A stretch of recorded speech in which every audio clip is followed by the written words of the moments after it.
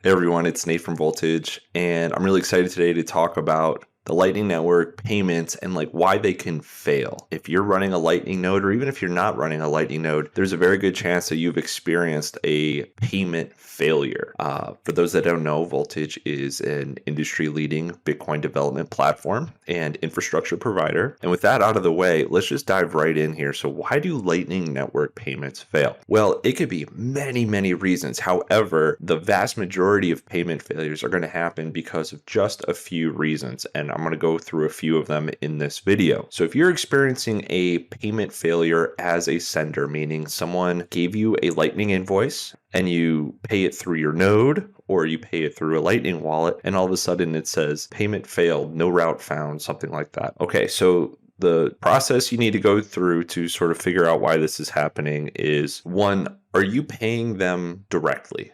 Do you have a channel with them? If you have a channel directly with them, it's easy because you can look at your Lightning channel and you can see if you have enough funds on your side to send to them. So that's actually one of the major reasons why a Lightning Network payment fails, is that the sender actually doesn't have enough funds on their side of the channel to make the payment. So make sure you check that out first. And then the other reason is possibly because the receiver doesn't have enough inbound liquidity to receive the payment. Okay, so once you verify that you have enough outbound and the receiver has enough inbound, what else could be causing this issue? Well, it is possible that the payment cannot find a route, meaning that there aren't nodes on the network that can help forward that payment along to the final destination. And this can happen for a few reasons. Maybe the payment is too large to find a route. The bigger the payment, the fewer routes there are in the network to make the payment. And then the other reason is possibly your channels or their channels are to peers that don't have channels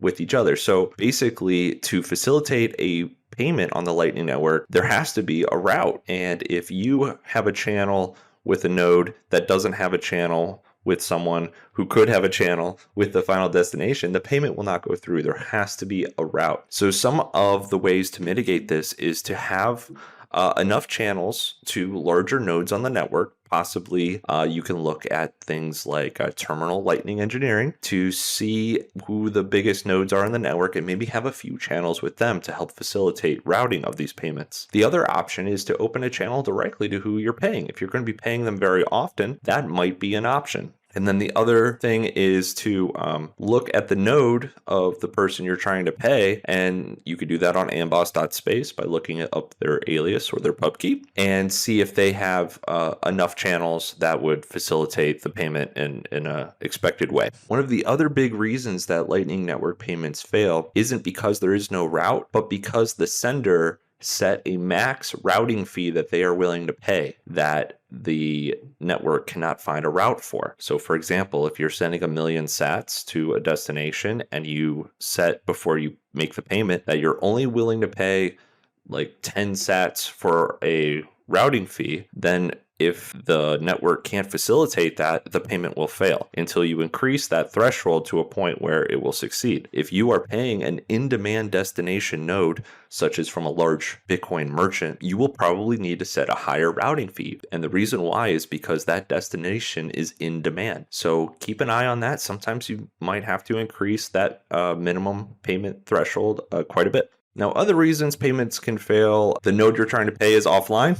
The Lightning Network requires the sender and receiver to be online to receive payments traditionally. It's possible that the receiving node has a minimum HTLC set, so a minimum payment size set, and if you don't meet that minimum, the payment will fail. It's also important to keep in mind that the initial stages of starting your node is the most time consuming and when your node is most prone to see routing failures.